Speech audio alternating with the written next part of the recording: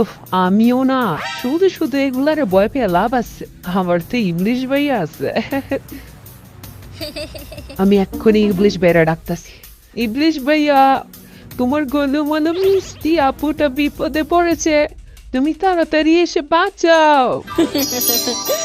আরে হাসিনা, আমি তোর আগেই বলছিলাম যে যা করবি সাবধানে করবি, কিন্তু এখন তুই ফাঁসা গেছস, আমার আর কিছু করার নেই। আর এখন তোকে দেওয়ার মতো আমার কোনো বুদ্ধি অবশিষ্ট নেই। So tata, good bye. আরে আরে দাঁড়াও ইংলিশ ভাই, যেও না যেও না।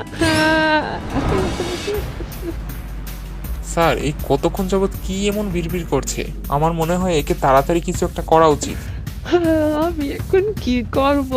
ইউনুস স্যার, আপনি কিছু মনে করবেন না, আমি এই বুড়িকে দেখে আর নিজেকে কন্ট্রোল করতে পারছি না। সিমটিটা একটু বেশি বাড়াবাড়ি করতেছে।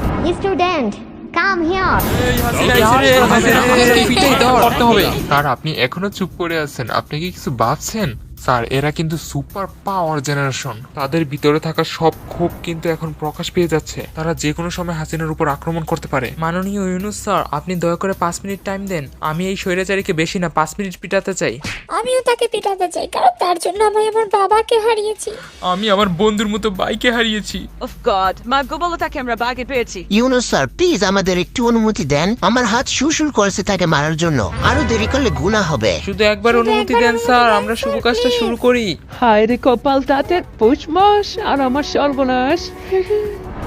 স্টুডেন্ট, তোমরা সবাই শান্ত হও। আচ্ছা মিস্টার হাসিনা, আপনি বলুন তো এখন কি করা উচিত? সত্যি ইউনুস, তুমি খুব ভালো। তুমি একটা কাজ করো, তুমি ওই নাহিদকে বাদ দিয়ে আমাকে তোমার উপদেশটা করে নাও। যাও, আমি তোমাকে ফ্রিতে শিখিয়ে দেব কিভাবে পাবলিকের টাকা লুটতে হয়, কিভাবে নিজের উন্নয়ন করতে হয়, আরো অনেক। স্টপ! যাই হোক, তুমি চিন্তা করো না, আমি তোমাকে ওদের হাতে তুলে দেব না। স্যার, সত্যি I love you, thank you. Sir, তাহলে একে কি করবেন? ছেড়ে দিবেন? স্যার না, প্লিজ স্যার, একে বোঝার আমরা চেষ্টা এক্ষুনি করুন শেষ স্যার, করে দিব। Please please. আমি তোমাদের রিকোয়েস্ট করছি, তোমরা একটু শান্ত হও। একবার ভেবে দেখো তো, এই স্বৈরাচারীর জন্য তোমরা কত কিছু হারিয়েছো। কেউ নিজের ভাইকে, কেউ নিজের বাবাকে, কেউ আবার নিজের সব থেকে প্রিয় বন্ধুকে। কিন্তু দেখো, দিন শেষে কিন্তু তোমরা সবাই সুস্থ আছো, শান্তিতে জীবনযাপন করতে পারছো। কিন্তু এটা সত্য যে এই স্বৈরাচারী নারীর উপর আমাদের প্রত্যেকের রাগ আছে, প্রত্যেকের ক্ষোভ আছে। কিন্তু একে যদি তোমরা পিটিয়ে মেরে ফেলো, তাহলে সে কতক্ষণ যন্ত্রণা পাবে? বেশি হলে 10 মিনিট, তারপর সে মারা যাবে। কিন্তু যারা আন্দোলনে হাত পা হারিয়েছে, কেউ বা তাদের দৃষ্টি হারিয়েছে, তাদের কি অন্যায় ছিল? কিন্তু তারা সারা জীবন শাস্তি পেতে থাকবে, তাদের সারা জীবন যন্ত্রণা নিয়ে বাঁচতে হবে। তাই আমি চাচ্ছি সেই সব মানুষের মধ্য থেকেই কিছু মানুষ এই স্বৈরাচারীকে শাস্তি দেয়। ইউনুস, তুমি কাজটা ঠিক করলা না? বাহ স্যার, কি চমৎকার কথা বললেন। হ্যাঁ হ্যাঁ, এতে আমাদের হ্যাঁ, কোনো আমরা সমস্যা এতে নেই। খুব খুশি। আমরা শুধু এই স্বৈরাচারীর কঠিন শাস্তি চাই। সত্যি স্যার, আপনি খুবই চমৎকার। এজন্যই আপনাকে আমাদের এত ভালো লাগে। ওই তো তারা সবাই এসে গেছে।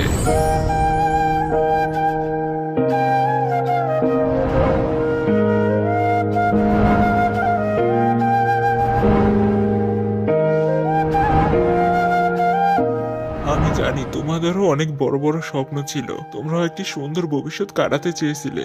কিন্তু এটা কষ্টের হলেও সত্যি যে তোমরা আজ শারীরিক অক্ষম। তোমাদের যা কিছুই দেওয়া হোক না কেন, সবকিছুই তো মূল্যহীন। তাই আমি তোমাদের একটি দায়িত্ব দিলাম, যেই হাসিনার জন্য তোমাদের আজ এই অবস্থা, এই বাংলাদেশটার এই অবস্থা, তার কি শাস্তি হওয়া উচিত তোমরা বলতে পারো? আপনাকে অসংখ্য ধন্যবাদ স্যার, আমাদের এত বড় সুযোগটা দেওয়ার জন্য। আর হ্যাঁ, আমরা হাত পা হারিয়েছি, কিন্তু এতে আমাদের কোনো দুঃখ নেই, কারণ আমরা গর্ব করে বলতে পারি আমরা দেশের জন্য লড়াই করেছি। কিন্তু একটি আফসোস ছিল, যেই হাসিনা আমাদের দেশকে এত ক্ষতি করেছে, সেই সুযোগে পালিয়ে গেল। আর আজ তাকে এত কাছে পেয়েছি। তাছাড়া আপনি আমাদের সুযোগ করে দিয়েছেন। আমরা এই সুযোগটা হাতছাড়া করতে চাই না, আমরা অবশ্যই তাকে শাস্তি দিতে চাই। হ্যাঁ নিশ্চয়ই, তোমরা নির্দ্বিধায় যা খুশি বলতে পারো। আমাদের শাস্তি হচ্ছে মাত্র 7টি পয়েন্টে। প্রথম 6টি পয়েন্ট হচ্ছে তাকে জেলে কাটাতে হবে। 6টি পয়েন্ট, 6 মাস। উফ, যাক বাবা, মাত্র 6-7 মাস, এটা আমি অনায়াসে কাটিয়ে দিতে পারবো। কিন্তু প্রতিটি মাসে আলাদা আলাদা কাজ রয়েছে। যেহেতু সে এখন অসুস্থ, তাই প্রথম মাসটা তাকে দেওয়া হবে সুস্থ হওয়ার জন্য, কারণ আমরা তাকে শাস্তি দিতে চাই, মারতে নয়। ও, ছেলেগুলো কত ভালো, এরা নিশ্চয়ই আওয়ামী লীগ নেতাদের নাতিপুতি অথবা ছেলে মেয়ে। যাই হোক, দ্বিতীয় মাসে আমি জেলখানায় যাব। এবং যেসব ভাই বোন আমার মতো বাম হাত হারিয়েছে আমি তাদের সকলের হয়ে তার বাম হাত কেটে নিয়ে আসব। হাই হাই, এগুলো কি করে? তারপর তৃতীয় মাসে আমি যাব, যেহেতু আমি ডান হাত হারিয়েছি তাই সবার হয়ে আমি তার ডান হাত কেটে নিয়ে আসব। চতুর্থ মাসে আমি যাব, যেহেতু আমি আমার ডান পা হারিয়েছি তাই সবার হয়ে আমি তার ডান পা নিয়ে আসব। পঞ্চম মাসে আমি যাব, যেহেতু আমি আমার বাম পা হারিয়েছি তাই সকলের হয়ে আমি তার বাম পা কেটে নিয়ে আসবো। আর বাকি রইল ষষ্ঠ মাস এবং আমি। দেখছি আমার মোটা মাথা সারা সবই কেটে নেবে। আমি আমার চোখগুলো হারিয়েছি, হাই হাই, শেষমেশ আমার চোখগুলো তুলে নেব। কিন্তু আমি তোমার চোখ তুলবো না, কারণ এই ষষ্ঠ মাসটা তোমাকে হাত পা ছাড়া সুস্থ হওয়ার জন্য দেওয়া হয়েছে। কারণ এখনো তো আমাদের 7 নাম্বার পয়েন্টটা বাকি আছে, আর 7 নাম্বার পয়েন্টটা হচ্ছে তোমাকে চিড়িয়াখানায় রাখা হবে। না, কারণ তোমাকে দেখে সব খারাপরা শিক্ষা নেবে যে আমাদের দেশের যে ক্ষতি করবে তার সাথে আমরা কি করতে পারি। আর তোমার চোখগুলো আমি এই কারণেই তুলবো না, কারণ তোমাকে সেই চোখ দিয়ে দেখতে হবে মানুষের চোখে তুমি কতটা তুচ্ছ, কতটা জঘন্য। মানুষ চিড়িয়াখানায় গিয়ে তোমাকে দেখে হাসবে, ঢিল ছুলবে, লাঠি দিয়ে গুতাবে। এটাই হবে তোমার উপযুক্ত শাস্তি। যতদিন বাঁচবে এভাবেই তোমাকে কাটাতে হবে। একদম সবাই এতে রাজি। ঠিক আছে, তাই হোক, আমি নিজে দাঁড়িয়ে থেকে সব করব। না না, এ হতে পারে না। না, আমি এতক্ষণ স্বপ্ন দেখছি, এটা আমার দুঃস্বপ্ন ছিল।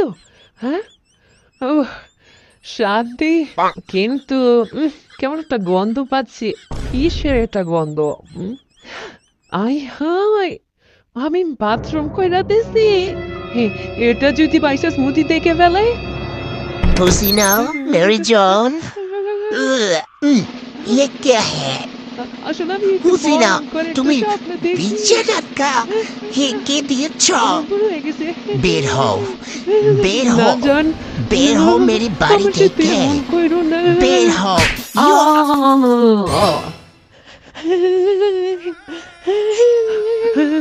তাহলে কি আমার স্বপ্নগুলি সত্যি হয়ে যাবে?